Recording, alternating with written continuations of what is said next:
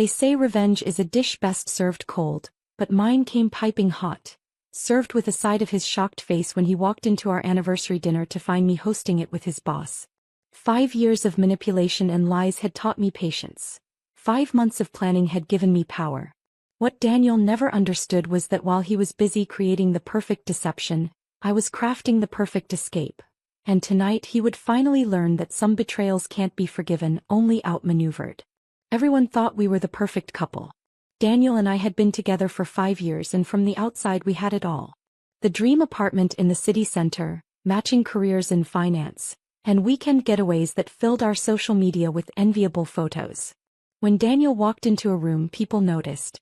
He had that effortless charm that made everyone want to be his friend, and that made me feel special when he chose to be with me. "You're so lucky," my colleagues would say, eyeing the fresh flowers he sent to my office every Monday. "Daniel is such a catch." And I believed I was lucky. Until the business trips became more frequent. It started with small changes. Daniel began guarding his phone, turning it face down whenever I entered the room. His urgent work calls always seemed to happen when we were together, forcing him to step outside our apartment for privacy. He claimed the company was expanding, requiring more travel and late nights. "It's just a difficult period," he'd say, kissing my forehead. "Once this deal closes, things will calm down." I trusted him because that's what you do when you love someone. You believe them when they tell you they're working late, not meeting someone else. You accept their excuses because the alternative hurts too much to consider. Then Mia entered the picture. She was new to Daniel's company, brilliant, gorgeous, and somehow suddenly my friend too. Daniel had introduced us at a work function, and she quickly became a fixture in our lives. "You two are relationship goals," Mia would say, her perfect smile never quite reaching her eyes. "Daniel talks about you constantly at work." It was during a dinner with Mia that I first felt something was off. Daniel's phone buzzed with a text. He glanced at it and something in his expression changed. A micro-expression of pleasure that wasn't meant for me. "Everything okay?" I asked. "Just Carter checking on tomorrow's presentation," he replied smoothly. Mia's eyes flickered briefly to Daniel's phone, then back to her wine glass. That tiny movement planted the first real seed of doubt. 2 days later I met Carter, Daniel's boss, at a charity event Daniel had conveniently missed due to a conference in Chicago. "Shame Daniel couldn't make it tonight," I said to Carter. "These conferences are keeping him so busy." Carter's brow furrowed slightly. "Conference? That's strange. I was just asking the team about quarterly projections yesterday, and everyone was present." My heart sank, but I maintained my smile. "Oh, it must be today then." The days blur together with his schedule. Carter nodded, seemingly satisfied with my explanation, but the damage was done. Daniel had lied. Question was, why? That night I waited up for him. When he arrived home past midnight, he smelled of expensive cologne that wasn't his and carried a gift bag from a boutique I recognized. "Late flight?" I asked, keeping my voice neutral. "Brutal delays," he said, setting down the bag. "I got you something." Inside was a delicate silver bracelet. I recognized it immediately from a collection I'd admired months ago. The perfect gift, thoughtful and personalized. "It's beautiful," I said, feeling sick. Daniel never remembered the things I liked. Either he'd suddenly developed perfect gift-giving abilities, or someone had helped him select it. "I have to shower," he said, kissing my cheek. The hotel was nice, but nothing beats home. While he showered, I did something I'd never done before. I checked his suitcase. Tucked into an inner pocket was a hotel receipt. Not from Chicago, but from the Grand Harbor Hotel across town. And not for a standard room, but for their luxury suite. The next morning his phone buzzed while he was making coffee. A text preview appeared on the screen. "Last night was amazing. Can't wait for." The sender's name was displayed simply as M. When Daniel returned, I was scrolling through my own phone, heart pounding but face calm. "Mia invited us to dinner next week." I lied, watching his reaction carefully. He paused for just a fraction too long. "Sounds good. Though I might have to travel again." "Another conference?" I asked innocently. "Possibly. Carter needs someone to handle the Singapore clients." The lies were piling up, each one more elaborate than the last. That evening I called my friend Elena and met her at our favorite cafe. "He's cheating," I said flatly, stirring my untouched tea. Elena reached for my hand. Leave him, Sophia. You deserve better. It's not that simple. My name is on the business investments we made together. My inheritance is tied up in our property ventures. So what will you do? Elena asked. I took a deep breath.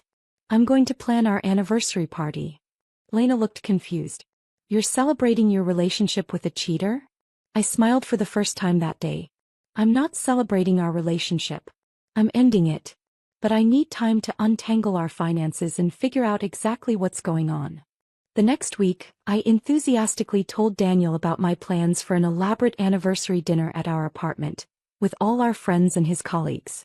5 years together deserves a proper celebration, I insisted. I've already spoken to Carter and he's excited to come. Daniel looked momentarily panicked. Carter, don't you think something more intimate would be better? Absolutely not. This is a milestone, I said, watching him squirm. Everyone who matters to us should be there. He reluctantly agreed but mentioned yet another business trip the week before our anniversary. I kissed him goodbye with a smile and promised the perfect celebration upon his return. What Daniel didn't know was that while he was checking into that 5-star hotel with Mia, I was checking out of our relationship, with a strategy that would leave him with nothing. I spent the following days in a flurry of planning, but it wasn't just party preparations occupying my time. I contacted a lawyer discreetly and began documenting everything. I installed tracking software on our shared laptop, forwarded copies of our financial records to my private email, and prepared to discover just how deep Daniel's betrayal went. The pieces were falling into place when I discovered something that changed everything. Hidden in Daniel's desk was a business proposal, a plan to launch a competing firm using client information stolen from his current company. Mia's signature was beside his. This wasn't just an affair, it was full-blown corporate espionage. I photographed every page, my hands trembling with a mixture of shock and strange relief. This was bigger than our relationship. This was Daniel's entire career and reputation on the line. And suddenly, I knew exactly how my anniversary celebration would unfold. The morning after discovering Daniel's business proposal, I woke up with a new sense of purpose. This wasn't just about a cheating partner anymore. This was about justice. Daniel's betrayal extended beyond our relationship into the professional realm, and that changed everything. I now had leverage.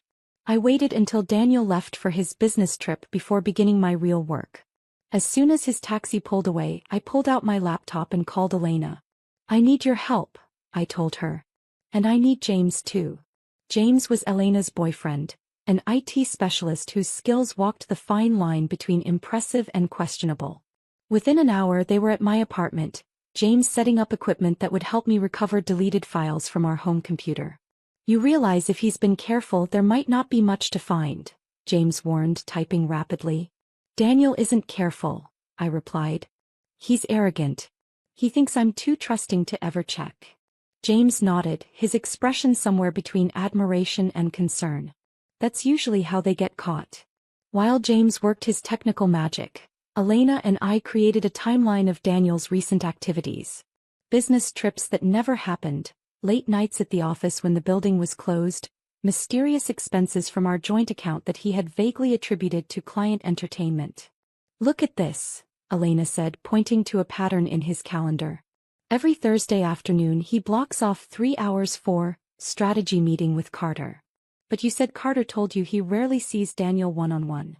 I nodded, adding it to our growing list of inconsistencies. Those must be his meetings with Mia. James called us over to the computer. I've recovered some deleted emails, he said, his voice tight with excitement. And they're definitely not about legitimate business. The emails confirmed everything. Daniel and Mia had been seeing each other for nearly 8 months, their affair blossoming alongside their plot to steal clients. There were detailed discussions about which accounts they could easily poach, financial projections for their new venture, and, most damning of all, copies of confidential client information that Daniel had no right to possess. This isn't just cheating, I whispered. This is criminal. Elena squeezed my shoulder. You need to take this to Carter. I shook my head. Not yet. I need more proof that ties directly to the affair. Something that shows the complete picture. Later that day I did something I never thought I'd do. I followed Daniel. According to his text, he was meeting clients in Philadelphia. According to his phone's GPS location that James had helped me access, he was at the Bellevue Hotel downtown, with Mia. I parked across the street, my heart pounding as I watched them enter together. Daniel's hand rested casually on the small of her back, the same tender gesture he had once reserved for me. They looked happy, carefree, like a real couple. I didn't confront them. Instead, I took photos from a distance and added them to my growing file of evidence. Then I went to see Carter. Finding Daniel's boss wasn't difficult. I knew he played tennis every Saturday at the City Club. What was difficult was maintaining my composure as I approached him after his match. "Sophia," he said, genuinely pleased to see me. "What brings you here?" "I need to speak with you privately," I said. "It's about Daniel." Carter's smile faded, replaced by concern. "Is everything okay?" "No," I admitted. "Nothing is okay." We sat in a quiet corner of the club's restaurant where I showed him selected pieces of evidence. The business proposal, the stolen client information, emails discussing their plans to poach accounts. "I believe he's working with Mia Reynolds to establish a competing firm using your clients," I explained, keeping my voice steady. "They've been planning this for months." Carter's face darkened as he examined the documents. I had suspicions about unusual client meetings but nothing concrete. "This is..." He trailed off, shaking his head. "There's more," I added. "They're having an affair." Carter looked up sharply. "I'm sorry, Sophia. That must be difficult to discover." "The affair is personal," I said firmly. "The corporate espionage is business. I'm telling you because it's the right thing to do, but I also need your help." "What do you have in mind?" I explained my plan for the anniversary dinner. Carter would attend along with key board members, under the pretense of celebrating our relationship. Instead, they would witness the full extent of Daniel's duplicity. "You're remarkably composed," Carter noted. "Most people would fall apart." "I did that part in private," I admitted. "Now I'm focused on making things right." With Carter on board, I met with a lawyer who specialized in both corporate law and divorce proceedings. The news wasn't entirely bad. While Daniel had tried to entangle our finances, there were ways to protect myself. The lawyer helped me file emergency paperwork to freeze certain assets and documented the evidence of financial manipulation. "He had you sign documents giving him control of your inheritance," the lawyer said, frowning at the paperwork. "Did you understand what you were signing?" "He told me it was for tax purposes," I replied, embarrassment washing over me. I trusted him. Trust is not a legal defense, unfortunately. But his misrepresentation might be. And these new documents will prevent further damage. While legal proceedings began quietly in the background, I continued my perfect girlfriend charade. I called Daniel daily during his business trip, asking innocent questions about his meetings and sending him updates about anniversary party preparations. "Everyone's confirmed," I told him cheerfully. "Even your mother is coming in from Boston." "My mother?" Daniel sounded alarmed. "You invited my mother?" "Of course. She's family. She's staying with us for the weekend." His discomfort was palpable even through the phone. "That's great. Very thoughtful." 2 days before the anniversary, I traced Daniel's phone to the Grand Harbor Hotel again. This time I asked Elena to help me with reconnaissance. She went to the hotel bar, positioned herself near the restaurant and waited. An hour later she sent me photos of Daniel and Mia having an intimate dinner, holding hands across the table, completely absorbed in each other. It should have hurt more than it did, but all I felt was cold determination. "They ordered the lobster," Elena texted. "On your joint credit card, I'm guessing." The final piece of my investigation involved Daniel's laptop, which he had carelessly left behind in his rush to pack for his business trip.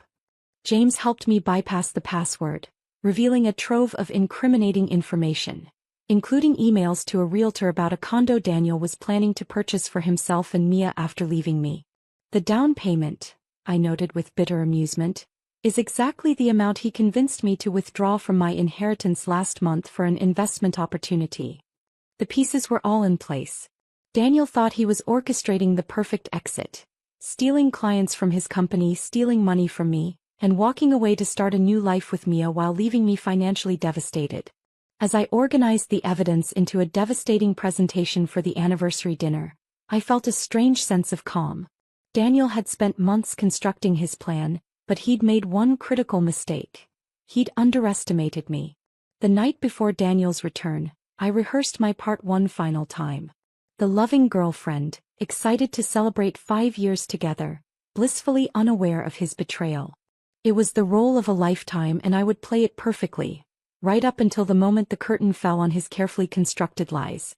As he ordered room service with my friend, I whispered to myself, scrolling through the hotel charges on our joint credit card statement, I ordered justice with his boss. The morning of our anniversary I woke up before sunrise. Daniel had texted last night saying he'd be home by 4 in the afternoon, plenty of time before the 7 o'clock dinner.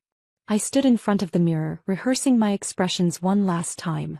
The loving smile, the excited gleam in my eyes, the look of adoration I had once given him genuinely. Elena arrived early to help with preparations. She found me arranging white roses, Daniel's favorite flower, in crystal vases throughout our apartment. "Are you sure you can go through with this?" she asked, concern etched on her face.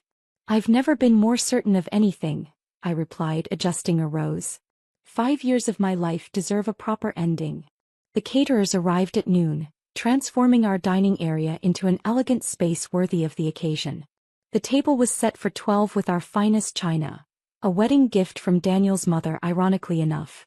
The presentation screen was discreetly set up in the living room, appearing to be nothing more than equipment for sharing anniversary photos. At 2 o'clock, Daniel texted again. "Meeting running late.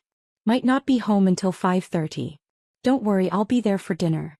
I knew exactly what kind of meeting was delaying him. The hotel's checkout time was 3 p.m., and he'd want one last moment with Mia before returning to his charade. "Take your time," I responded. "Everything's under control here." By 5 o'clock our apartment was transformed. Soft music played in the background, candles created a romantic atmosphere, and a timeline of our relationship decorated one wall. Photos of happier times, strategically selected to make what was coming even more powerful. Carter was the first guest to arrive, accompanied by 2 board members from the company. I greeted them with the confident composure of a woman who had no idea her world was about to change. "Everything is prepared," Carter said quietly as I took his coat. "Security will be outside if needed." I nodded gratefully. Having Carter's support had transformed my plan from personal revenge to professional justice, and knowing security was nearby eased my remaining nerves. Other guests arrived in quick succession. Friends, colleagues, and Daniel's mother, Margaret, who embraced me warmly.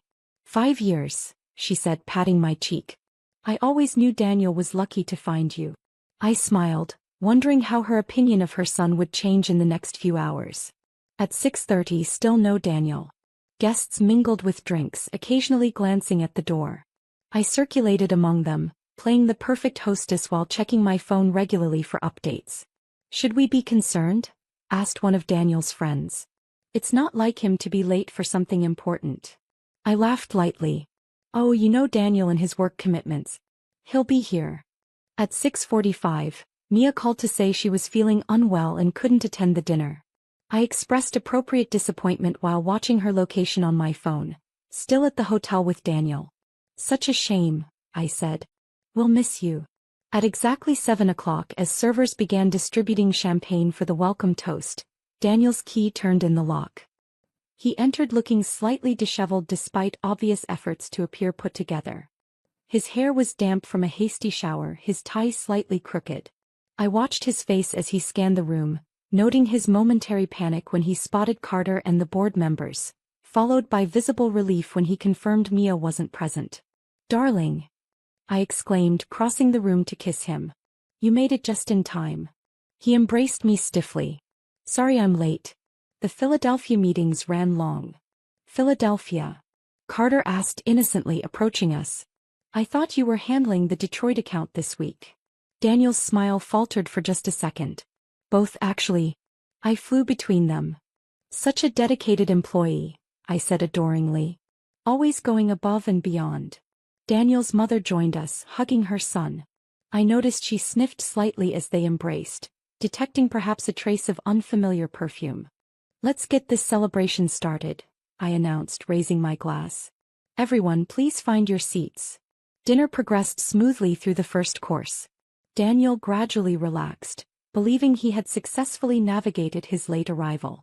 He told animated stories about fictional client meetings, becoming more confident with each passing minute.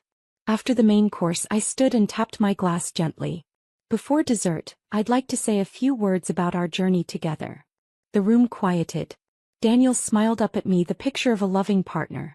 I moved to stand near the presentation screen, remote control in hand. 5 years ago, I met a man who promised me the world. I began, my voice steady. Daniel swept me off my feet with his charm, his ambition, and his seeming devotion. The screen behind me illuminated with a photo of us from our early days. Daniel visibly relaxed. In relationships, trust is everything, I continued. It's the foundation upon which we build our lives together. Without trust, what do we really have? I clicked the remote. The screen changed to show the first piece of evidence, the hotel receipt from the Grand Harbor. We trust our partners to be honest about where they're spending their time, I said, my voice still conversational. We trust them when they say they're in Philadelphia, not at a local hotel. Daniel's expression froze. I clicked again, revealing a photo Elena had taken of him and Mia entering the hotel together.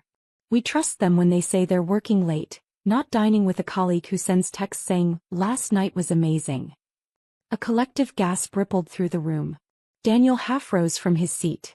"Sophia, what are you doing?" he hissed.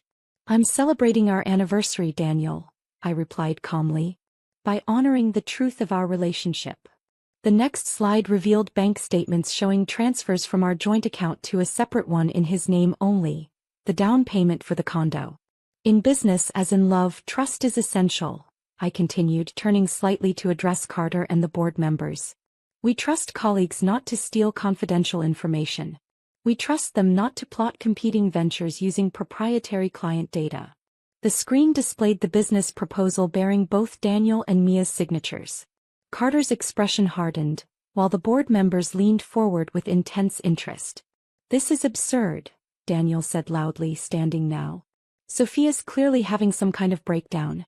These accusations are completely unfounded." Just then the front door opened. Mia walked in, her expression confused. "Sorry I'm late," she called out. "I was feeling better and thought I'd."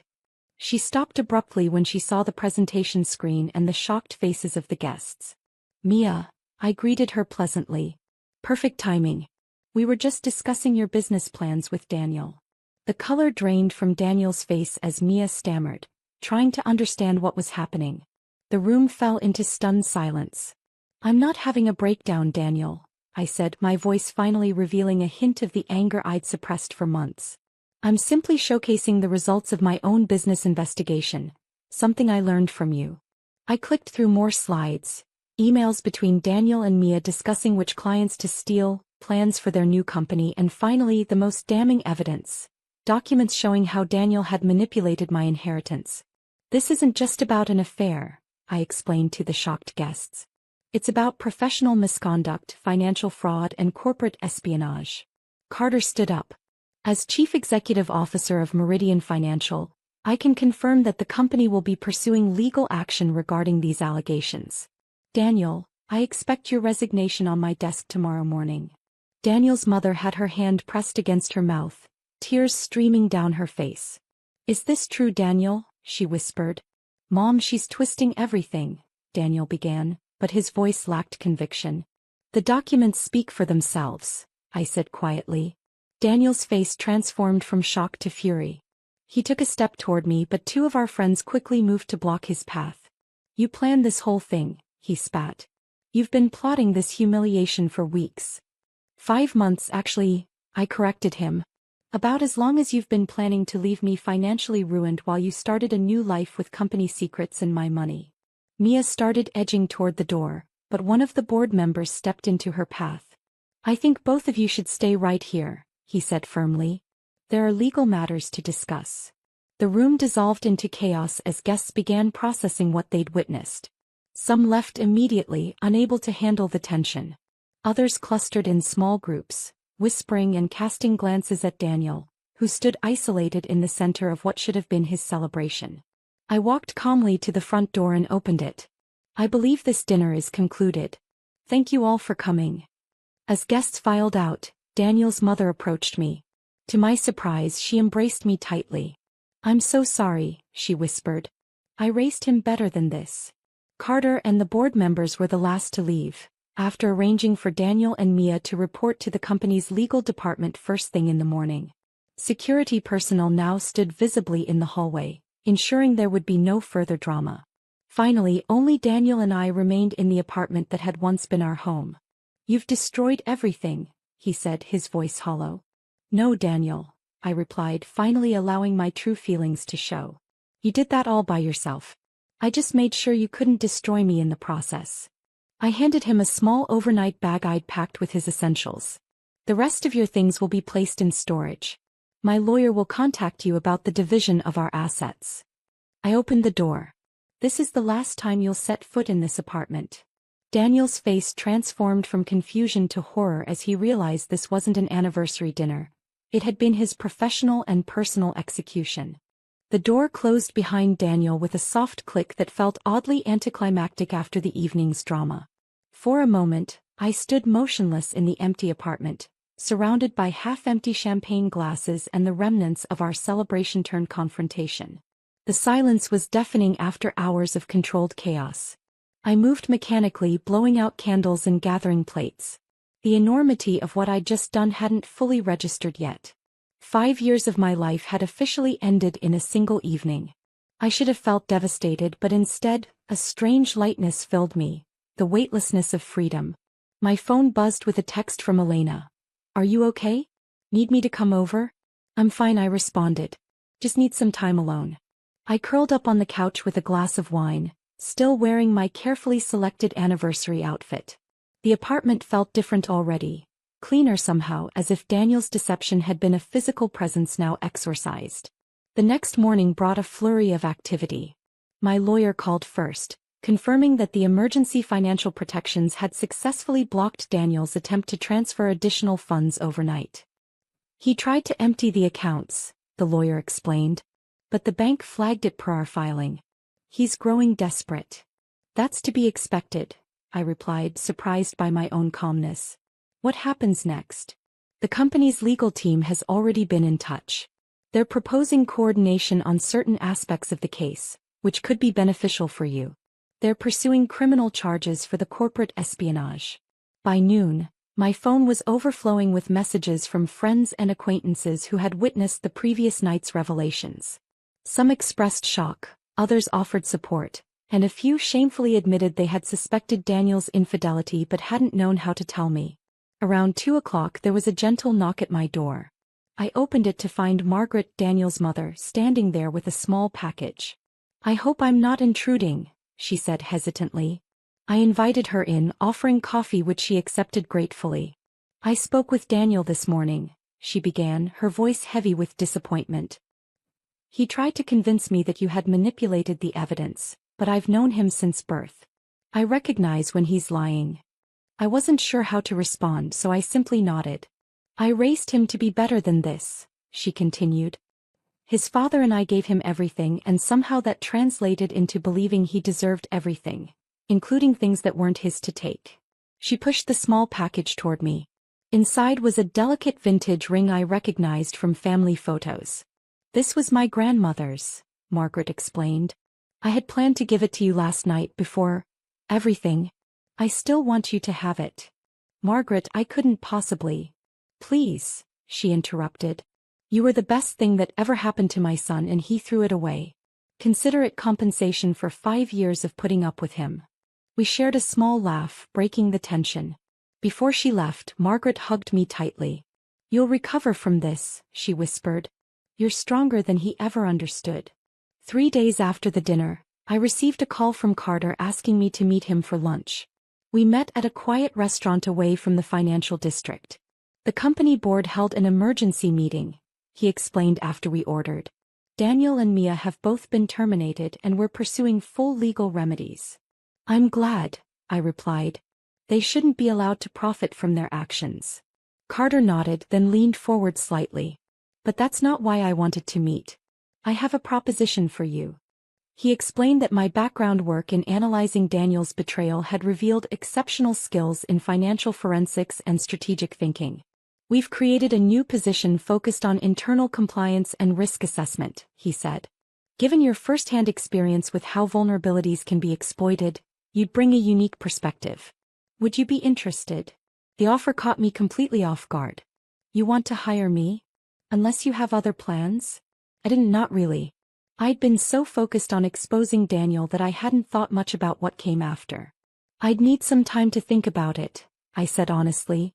Of course. The position would be available when you're ready. That evening, as I sorted through some of Daniel's remaining possessions, my doorbell rang again.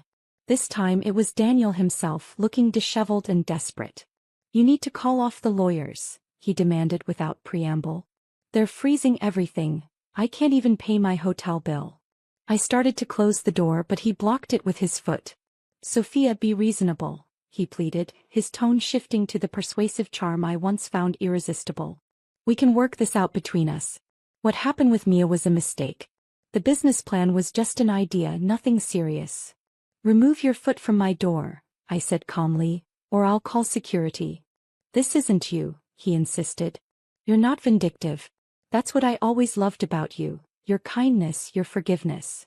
I looked at him carefully, seeing him clearly, perhaps for the first time. The handsome features that had once made my heart race now seemed like a mask covering the hollowness beneath.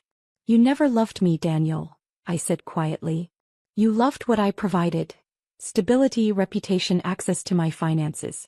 And you're right, I'm not naturally vindictive. But I am protective of my future, which is something you plan to steal from me. I can explain everything, he insisted. Just give me a chance. You had 5 years of chances, I replied. Now you have exactly 5 seconds to remove your foot before I call the police and add trespassing to your growing list of legal problems. Something in my expression must have convinced him I was serious. He stepped back, his desperation morphing into anger. You'll regret this, he warned. When the dust settles, you'll have nothing and no one. I smiled slightly. That's where you're wrong. I already have the one thing that matters most. Myself. I closed the door on his protests, feeling oddly calm. The confrontation I had dreaded had passed with surprising ease. 2 months later, I accepted Carter's job offer. The company had recovered most of the client information Daniel and Mia had stolen, preventing the worst potential damage. My role would help ensure similar vulnerabilities couldn't be exploited in the future. On my first day, I arrived early, feeling a mix of nervousness and excitement. As I set up my new office, Elena called to wish me luck. Have you heard the latest about Daniel? She asked. I hadn't. I'd deliberately avoided seeking information about him. He's working at his cousin's car dealership in New Jersey, Elena reported with undisguised satisfaction. Apparently he's been blacklisted by every financial firm in the Northeast. And Mia? Last I heard, she moved back to Chicago to live with her parents. Her professional reputation is in shambles. I felt no joy at their downfall, just a quiet sense that justice had been served. Their choices had created their consequences, just as mine had created my new beginning. That afternoon, Carter invited me to join a meeting with potential new clients. As we walked to the conference room, he paused briefly. I hope you don't mind, but I've shared an abbreviated version of your story with the team, he said. Not the personal details, just how you uncovered the corporate espionage. It's become something of a legend around here. I laughed, surprised by how easy it felt. From cautionary tale to legend, I suppose that's progress. The meeting went well, with the clients impressed by the company's transparent handling of the Daniel situation and the new security measures I was implementing. Afterward, Carter and several team members invited me to join them for dinner. As we sat around the table, someone raised a toast. To Sophia, said one of the senior managers I was just getting to know, who reminds us that our greatest strength often emerges from our most painful challenges. As glasses clinked around the table, I looked at these new colleagues, future friends perhaps, and felt a surge of gratitude for the painful journey that had led me here. Daniel had intended our anniversary dinner to be my final humiliation before he abandoned me for his new life. Instead, it had become the launching point for my own fresh start. Later that night, I stood on my apartment balcony looking out at the city lights. I thought about the woman I'd been a year ago. Trusting, naive, building a life on a foundation of lies. That woman was gone, replaced by someone stronger, wiser, and unapologetically herself. My phone buzzed with a text from an unknown number.